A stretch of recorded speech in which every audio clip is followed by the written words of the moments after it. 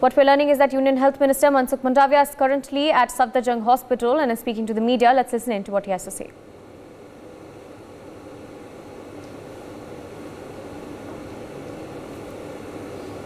जिस तरह से कोविड की महामारी फैल रही है, उसको देखते हुए देश में कोविड की महामारी न फैले या तो कोविड के केस बढ़े, उसके लिए प्रधानमंत्री जी ने निर्देश दिया है कि हमें सतर्क रहना है, तैयारी करनी है। उसको देखते हुए लगातार भारत सरकार की ओर से कोविड आने वाले दिनों में देश में न फैले, उसके लिए तैयारी की जा रही है। सभी राज्य के हेल्थ मिनिस्टर के साथ विस्तार से बातचीत हुई है। देश के इंडियन मेडिकल एसोसिएशन के डॉक्टर मित्रों के साथ भी बातचीत हुई है और आज सारे देश में जो कोविड ट्रीटमेंट देने वाली सभी अस्पताल में मॉक ड्रिल की जा रही है ताकि हमारी सारी हॉस्पिटल कोविड केस देश में बढ़े तो संपूर्ण तरीके से तैयार रहे, ताकि देश के नागरिकों को दिक्कत ना रहे और उसको अच्छी तरह से ट्रीटमेंट मिल सके। आज सफदरजंग अस्पताल में मैंने प्रत्यक्ष आके कोविड वार्ड का निरीक्षण किया। जिस तरह से यहाँ व्यवस्था तैयार की गई है, वैसी ही व्यवस्था देश की सभी सरकारी अस्पताल में और प्राइवेट अस्पताल में भी तैयारी की जा रही है। आज सारे देश में सभी जगह में, चाहे प्राइवेट हॉस्पिटल हो चाहे गवर्नमेंट हॉस्पिटल हो, मॉक ड्रिल हो रही है। राज्य में राज्य के हेल्थ मिनिस्टर उसको मार्गदर्शन कर रहे हैं, निरीक्षण कर रहे हैं। मैंने भी आज प्रत्यक्ष सफदरजंग अस्पताल में मॉक ड्रिल का निरीक्षण किया और आने वाले दिनों में शायद कोविड के केस बढ़े तो उसके सामने पूरी तैयारी करना आवश्यक है और इस तरह से तैयारी हो रही है। सर, अभी तक कितने सैंपल्स पॉजिटिव आए हैं, कितना I have my colleague Manohar joining us on the broadcast. Manohar, now take us to the situation there in the Safdarjung Hospital. We of course just learned that Mansukh Mandavia had visited the site and he did in fact review the mock drills. Take us through those developments.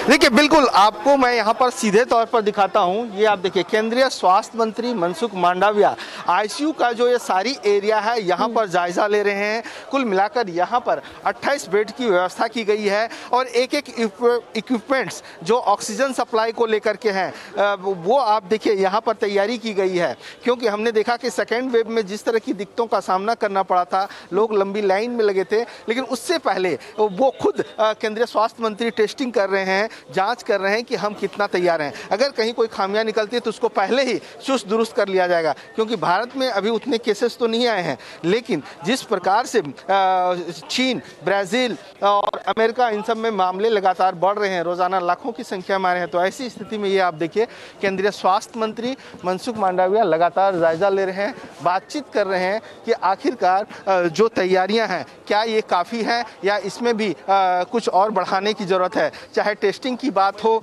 या फिर हम बात करें bed की, कि सफदरजंग में करीब 150 bed की व्यवस्था की गई है।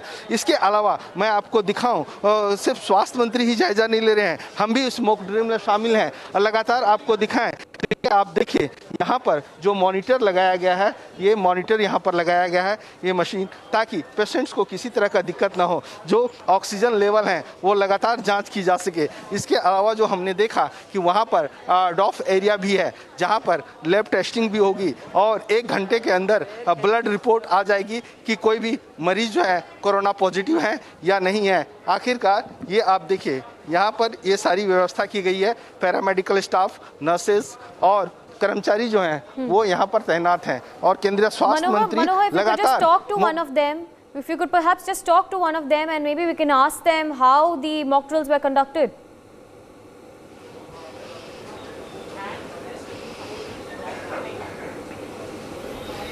Hello. Manohar, if you're able to hear me. Yes. Right, Manohar, Ask a if you could question. just ask one of those people there, the workers, the nurse or the doctors that are present there, if you could ask them how the mock drills were conducted. देखिए बिल्कुल जिस प्रकार से mock drill की तैयारियों का जायजा लिया गया, इनसे बात करेंगे, लेकिन सबसे पहले केंद्रीय स्वास्थ्य मंत्री हैं तो एक डेकोरम होता है, प्रोटोकॉल होता है, बात इन लोग नहीं करेंगी, लेकिन फिर भी हम ट्राई करते हैं। आप लोग पूरी तरह से तैयार हैं मॉक ड्रिल के लिए?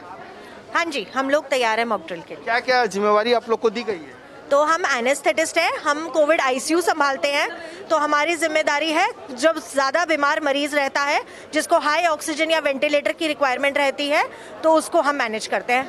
हम देख रहे हैं आईसीयू के लिए, आप एक एक करके बताएंगे कि क्या क्या इक्विपमेंट्स है, कैसे आप लोग मॉनिटर करेंगे? हाँ, तो ये हमारा मॉनिटर है जिस पे हम पेशेंट का हार्ट रेट, ब्लड प्रेशर और ऑक्सीजन लेवल देखते हैं, और ये हमारा वेंटिलेटर है। कोविड मरीजों को सांस की दिक्कत रहती है, ऑक्सीजन की रिक्वायरमेंट रहती है। क्योंकि हमने सेकेंड वेव में देखा कि लोग वेंटिलेटर के लिए, ऑक्सीजन सिलेंडर के लिए, ऑक्सीजन के लिए और ऑक्सीजन सप्लाई, ये सारी चीज़ों का बहुत ज़्यादा दिक्कत हुआ था और लोग परेशानियों का सामना।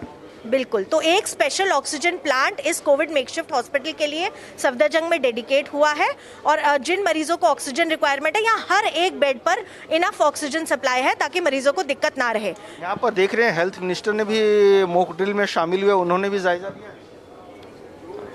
हाँ जी, तो यहाँ हमारे यहाँ मॉक ड्रिल हुई है। अगर पेशेंट आए तो हम पहले ट्राइएज एरिया में लेके जाते हैं। अगर पेशेंट की ऑक्सीजन रिक्वायरमेंट नहीं रहती है तो उसका कोरोना टेस्ट करके उनको कोविड वार्ड ले जाया जाता है। अगर वहाँ पर लगे कि पेशेंट को बहुत हाई फीवर है या सांस में दिक्कत आ रही है, सांस में लेने में दिक्कत आ रही है मरीज को, या ऑक्सीजन रिक्वायरमेंट है, या वार्ड में कोई पेशेंट जिसको सांस में दिक्कत आ रही है या ऑक्सीजन रिक्वायरमेंट बढ़ती है, तो उनको हम आईसीयू लेकर आते हैं। उनको यहाँ या तो हम हाई फ्लो ऑक्सीजन देते हैं या फिर वेंटिलेटर पर डालते हैं सुलाकर, ताकि मरीज के लंग्स रिकवर कर सके और फिर वो ventilator. Health minister Mansukh Mandaviya ने भी आप लोगों को उससे बात की है, क्या उन्होंने निर्देश दिए?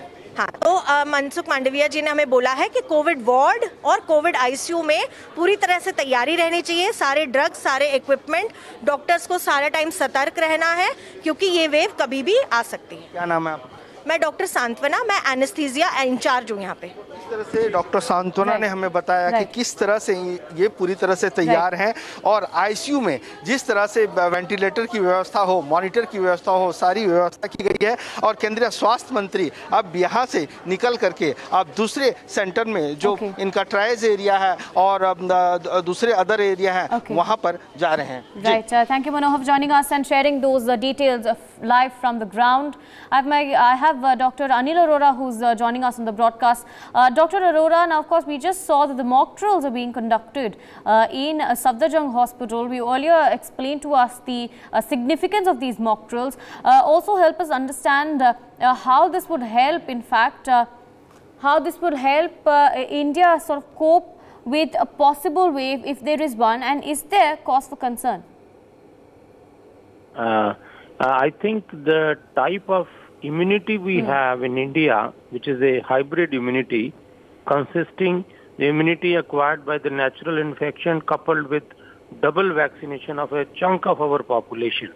I don't think we are going to have the same type of ferocious and perfidious Delta or Omicron wave which we saw in 2021 and 2022. What we are going to see maybe a mild spurt in the infection, which may be mild and something like what flu does to individuals. Okay. I don't think we are going to have the same type of filling up the ICUs, requirement of the oxygen, ventilator and beds, because every time the virus mutates, it only tends to be more infective. Its virulence and pathogenicity only wanes and plummets with passage of time. So we should be on our guard. I do not see a very bleak future for India, at least because of the COVID-19. For more such videos, subscribe to the NewsX YouTube channel, hit the bell icon.